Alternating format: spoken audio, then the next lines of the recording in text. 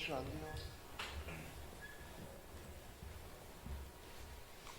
정의당 국회의원 강은미입니다. 오늘 기자회견은 보건복지부가 발표한 2024년 사회복지시설 관리 안내 개정안을 규탄하고 즉각 처리할 것을 촉구하기 위해서입니다. 지난 12월 11일 보건복지부는 2024 사회복지시설 관리 안내 주요 개정사항 의견조회를 통해 개정사항을 안내했습니다. 주요 개정사항은 시설 위수탁 절차 및 규제 완화, 인건비 보조금 지원 대상 아닌 시설장 및 종사자 공개 모집 원칙 제외, 시설 종사자 및 시설장 인건비 보조금 지원 연령 상한 상향, 수탁 신청 법인이 행정처분이나 벌칙은 받은 경우 수탁 심사 시 반응하는 내용 삭제 등의 내용을 포함하고 있습니다. 2017년 기재부는 사회적 경제 활성화 방안에서 문제법인 수탁 금지 등 업무 편람 개정을 통해 서비스 질 개선하겠다고 발표했습니다. 이에 반해 사회복지 현장에서 퇴출을 시켜야 하는 법인은 보건복지부는 공식적으로 지침까지 갖고 가며 면제부를 부여하고 있는 것입니다. 2024 사회복지시설 관리 안내 개정 방향은 사회복지 공공성을 훼손할 우려가 큽니다. 오늘 기자회견을 통해 2024 사회복지시설 관리 안내 주요 개정사항의 문제점을 지적하고 사회복지시설의 민주적 운영과 사회복지 공공성 강화를 위한 대안을 발표하고자 합니다. 먼저 기자회견에 참석하신 분들을 소개하겠습니다. 공공운수노조 사회복지지부 신현석 조직국장님 오셨습니다. 이남수 전략조직국장님 참석하셨습니다. 공공운수노조 사회복지부 박은하 부지부장님 참석하셨습니다. 박미진 홀투 지회장님 참석하셨습니다. 허미라 지역지회 대의원님 참석하셨습니다. 참여연대 사회복지위원회 김진석 위원장님, 조희훈 간사님 참석하셨습니다. 먼저 박미진 지회장님께서 현장 발언을 해주시겠습니다. 이어서 박은하 부지부장님의 발언을 듣고 끝으로 김진석 위원장님의 말씀을 듣겠습니다. 그러면 차례대로 말씀을 듣겠습니다.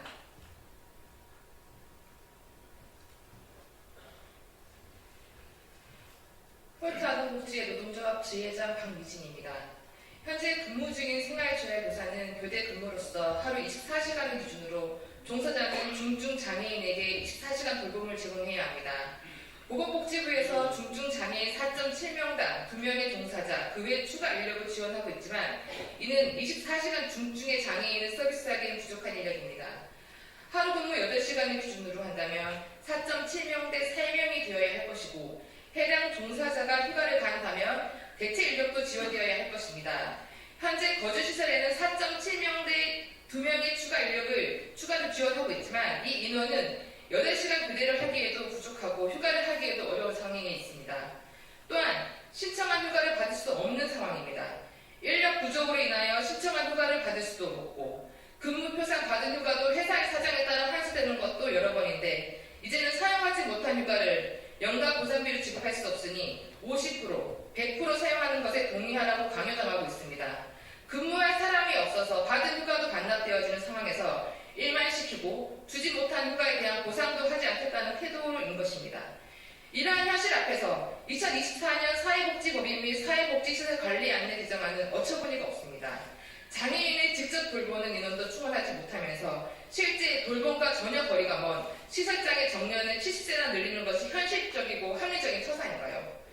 65세에서 70세의 시설장 급여는 직접 돌봄 종사자 2명에서 3명을 추가로 채용할 수 있습니다. 또한 고용승계 비율 삭제는 현행 법인에서도 지켜지지 않고 있습니다. 관리 안내에서조차 삭제를 하면 종사자들은 법인 하청 직원에 이어 소모품 취급을 받게 될 것입니다. 홀트는 2020년부터 발생한 각종 아동, 장애인 학대 사건과 직장 내 괴롭힘 등으로 많은 어려움에 놓여 있습니다. 2023년 11월 30일, 21년도에서 고양시에서 발생한 주간보호센터 학대 사건에 대한 선고가 내려졌습니다. 조합원들은 해당 근무지에서 마지막까지 중증의 발달 장애인을 끝까지 돌보고 사업장을 지켰지만 돌아온 것은 부당 정보였습니다. 홀트 아동복지의 사나이는 수많은 기관이 있지만 이들이 갈 수 있도록 전부할 수 있는 곳은 없다고 하였으며 있다고 하여도 재공채를 하라는 답변만 돌아왔습니다. 홀트 아동복지회가 같은 직책의 고용 승계를 거부한 이유는 고양시의 공개 채용 원칙이었습니다. 하지만 그 공개 채용의 기준은 보건복지부 사회복지법인 및 사회복지시설 관리 안내와도 전혀 맞지 않습니다. 고양시청은 보건복지부의 사회복지시설 관리 안내는 권고사항일 뿐이다 라고만 반복하였습니다. 사회복지 종사자들은 관리감독 주체인 사회복지 담당 공무원이 바뀔 때마다 사회복지법인의 말 등에 휘둘릴 수밖에 없는 상황에 놓여 있습니다.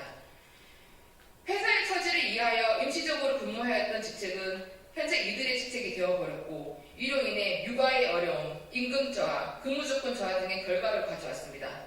이에 홀트 아동복지 노동조합은 공무원의 자의적인 해석이 아니라 사회복지시설의 원칙이 올바로 지켜지면서 법인 내에서 공개 채용된 종사자의 고용승계, 직접 돌봄과 같은 직접 서비스 종사자의 현실성 있는 인력을 충원해 주시기를 간절히 요청합니다. 감사합니다.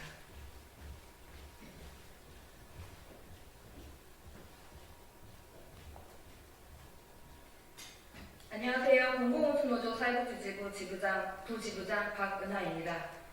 보건복지부는 2024년 사회복지시설 관리운영 안내 개정을 위한 의견 수렴을 하였습니다. 개정 추진이 경쟁력 강화라는 국정기조의 일환으로 사회복지 현장의 오랜 수험 과제를 환영한다는 일부 의견도 있지만 이번 개정안은 사회복지시설의 공공성을 저해하는 심각한 사안이 아닐 수 없습니다. 개정안에는 시설 위탁과 관련하여 수탁 신청 법인의 사회복지 사업법 근거 법률에 따른 행정처분이나 벌칙을 받은 경우 그 내용을 수탁 심사 시 반영, 계약기간 종료된 경우 원칙적으로 재공모 절차를 거치는 내용이 삭제되었고 위탁자가 필요하다고 인정하는 경우 선정위원회의 심의를 거쳐 계약을 5년간 갱신 가능하다고 하였습니다. 덧붙여 그 예시로 시설의 설치, 운영을 위한 토지나 건설 등을 해당 지자체에 기부 체납을 하여 기여도가 높은 비영리 법인이 해당 시설을 우수하게 운영해온 결과를 들고 있습니다. 민간 위탁 기관의 전문성과 자율성을 담보하기 위한 일부 규제 완화가 필요하나 우리 현장에는 안타깝게도 여전히 시설 부실 운영과 각종 비리가 지속적으로 발생하고 있습니다. 사회복지사업법에 근거한 행정처분을 받은 법인을 방관하지 말고 규제를 통한 퇴출이 필요합니다. 민간 위탁을 통해 공공부문의 사회복지 서비스를 보완함과 동시에 민간의 사회복지 전문성을 활용하고자 하는 민간 위탁의 목적을 저해하고 공공성 확보에도 어긋나는 규제 완화입니다. 규제 종료 후 재공모 절차를 삭제하고 선정위원회 심의를 거쳐 계약기간 갱신하도록 한 부분의 경우 위탁 절차 완화를 통한 시설의 안정적 운영을 도모하는 것은 필요하나 선정위원회의 심의 기준이 모호하고 제각각일 수 있습니다. 우수운영의 예시로 기부 체납의 내용에 포함된 부분도 삭제가 필요합니다. 위탁 갱신을 위한 객관적인 기준, 위탁 과정의 투명성이 필요합니다.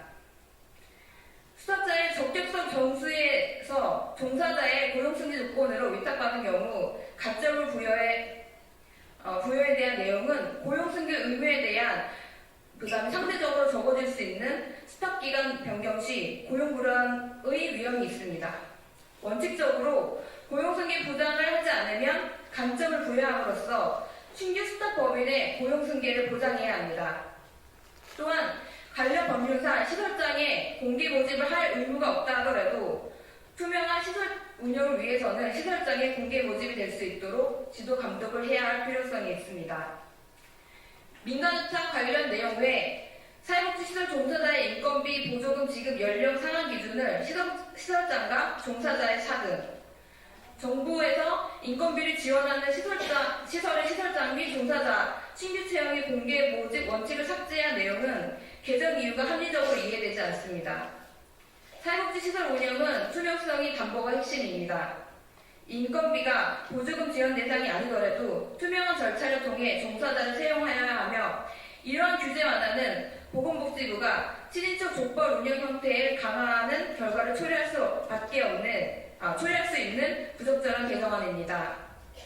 보건복지부는 사회복지사업법의 기본 이념을 다시 한번 살펴보시길 바랍니다. 사회복지법인은 법인 및 사회복지시설은 공공성을 가지며 사회복지사업을 시행하는 데 있어서 공공성을 확보해야 한다라고 명시하고 있습니다.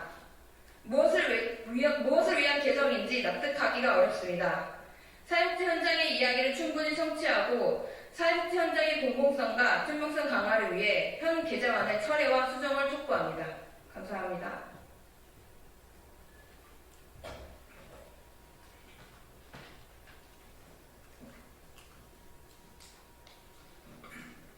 네, 안녕하세요. 천연대 사회복지위원장 서울여대 김진성입니다. 2024년 사회복지시설 관리안내 개정안이 발표되었습니다. 개정 사항별로 보기가 끄적여지는 부분도 있지만 적절한 부분에서 보기를 자극하지 않을 수 없는 내용들이 있습니다.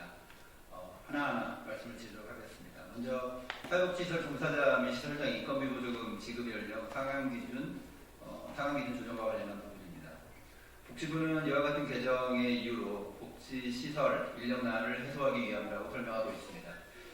사회복지시설에 인력이 유입되지 않는 이유, 그리고 그나마 있던 인력들도 빠져나가는 이유가 무엇인지 제고가 필요하다는 생각입니다. 사회복지와 사회서비스를 제공하는 인력에 대한 사회적 인정의 부적절함, 그리고 사회적 인정과 직접적으로 연관되어 있는 고용조건, 노동환경의 문제가 아닐까 생각합니다. 그렇다면 열악한 급여체계, 급여 수준을 포함한 고용조건과 노동환경을 개선하기 위한 노력이 우선되어야 한다고 생각합니다. 열악한 보상체계와 노동환경에 대해서는 나몰라라 하고 그 환경과 조건에 놓인 노동자들의 정년을 연장하는 것이 근본적인 해결책이 될 수 있을지 의문입니다. 두 번째로 시설 위탁운영 계약기간 종료 시 재공모 절차 없이 계약기간 갱신을 가능하게 하는 시설 위탁 절차와 관련한 규제를 완화하는 내용입니다. 선정위원회의 심의를 거치도록 한 만큼 원칙적으로 문제가 없다고 할 수는 없지만 다른 한편 애초에 공공시설의 위탁 운영 기관 선정 시 공모의 절차를 두도록 한 취지는 여전히 유효하고 지켜져야 하는 원칙이라고 생각합니다. 공공의 자산을 운영할 수 있는 기회를 제공하는 데 있어서 자격이 있는 주체들이 충분히 투명하고 공정한 절차에 따라 그 기회에 대한 접근성을 보장받을 수 있어야 합니다. 민간에 위탁하여 운영하는 경우라도 공공시설과 공공의 자원으로 운영되는 시설이라면 국가와 지방자치단체의 관리감독을 통해 책임성을 검증받아야 할 것입니다. 시설 위탁 절차 및 규제의 완화는 누구를 위한 것입니까? 규제 완화라는 명분으로 공공의 관리감독 책임마저 완화하지 않도록 해야 합니다. 마지막으로 사회복지시설장 상근 의무와 긴급 관련 개정 사항입니다. 앞서의 문제와 같은 맥락에서 과도한 규제의 완화라는 차원에서 제안된 것으로 보입니다. 결과적으로 상근 의무에 반하지 않는 범위 내에서 겸직을 허용할 수 있도록 하고 상근 의무 위배 여부는 관할 지자체 재량권에 위임한 것으로 보입니다. 우선 사회복지시설의 관리감독에 대한 책임이 있는 지자체의 재량권에 관한 재량권에 관련 사안을 위임하는 변화는 사회복지시설 운영에 대한 지역공권 취지에 부합하는 바람직한 일이라고 볼 수도 있습니다.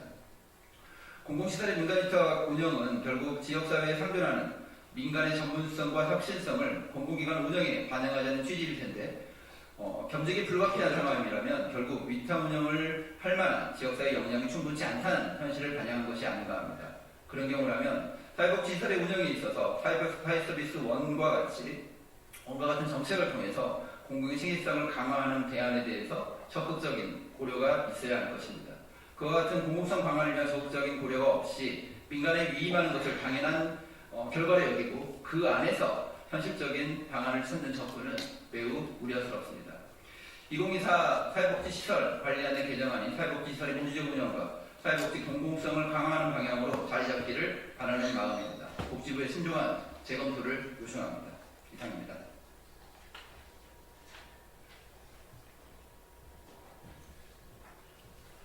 네, 기자회견문은 서면으로 대체하겠습니다. 끝으로 사회복지 공공성을 훼손하는 사회복지시설 관리 안내 개정안이 즉각 철회되기를 촉구합니다.